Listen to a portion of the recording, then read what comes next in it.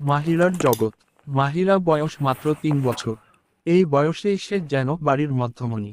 তার হাসি খুশি মেজাজ আর ছোট ছোট বুদ্ধি দিয়ে সে মালিমা আর বাবা মিজানের দিনগুলো আলোকিত করে রাখে। মাহিরার ছোট্ট পৃথিবীটা রঙিন, যেখানে বাবা মায়ের ভালোবাসা, খেলনা আর কল্পনার গল্প মিশে আছে। মাহিরার সকাল।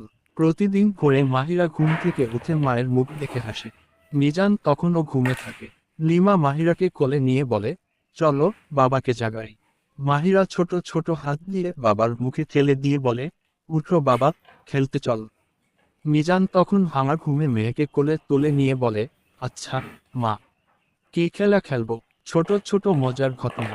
মাহিরার সবচেয়ে প্রিয় খেলা হলো রান্নাবাটি। সে খেলনার হাঁড়ি পাতিল নিয়ে মাকে সাহায্য করার ভান করে।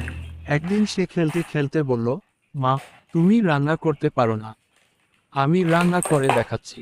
লিমা হেসে বলল, ঠিক আছে, তুমি রান্না করো, আমি শিখি। অন্যদিকে মিজানের সঙ্গে মাহিরার বিশেষ সম্পর্ক। সন্ধ্যা হলেই মাহিরা বাবার হাত ধরে বাইরে যেতে চায়। সে বলে, বাবা, গাড়ি চলো।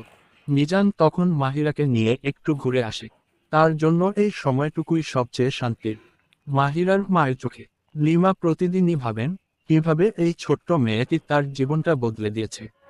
3 বছর আগে মাহিরা যখন জন্মেছিল, তখন লিমা আর মিজান জনেই ছিল নার্ভাস। কিন্তু প্রথমবার মেয়ের মুখ দেখার পর তাদের জীবন যেন পূর্ণতা পেল। মাহিরা মায়ের ছায়াসঙ্গী। লিমা রান্না করলে মাহিরা এসে বলে, মা, আমাকে কোলে নাও। লিমা হেসে বলে, মা, আমি তো রান্না করছি। তখন মাহিরা হাত ছড়িয়ে বলে, তাহলে আমাকে দাও। বাবা মেয়ের গল্প। মিজানের কাছে মাহিরা এক অন্যরকম অনুভূতির নাম। অফিস থেকে ফিরে মিজান প্রথমে মাহিরাকে খুঁজে নেয়।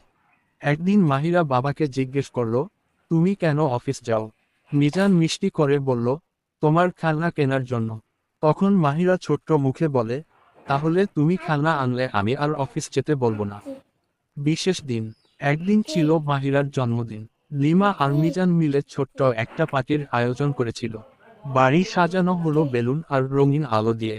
মাহিরার প্রিয় খাবার চকলেট কেকও ছিল। মাহিরা সেই দিন সকাল থেকে খুব খুশি। অতিথিদের আসতে দেখে সে লাফিয়ে বলল, সবাই আমার জন্মদিনে এসেছে। কেক কাটার সময় মাহিরা বাবার হাত ধরে বলল, তুমি আমার সঙ্গে কাটবে। সেই মুহূর্তে মিজানের চোখে পানি চলে এলো। সে ভাবল, এই ছোট্ট মেয়েটি কেমন করে তার জীবনের এত বড় জায়গা দখল করে নিয়েছে। একদিনের সন্ধ্যা।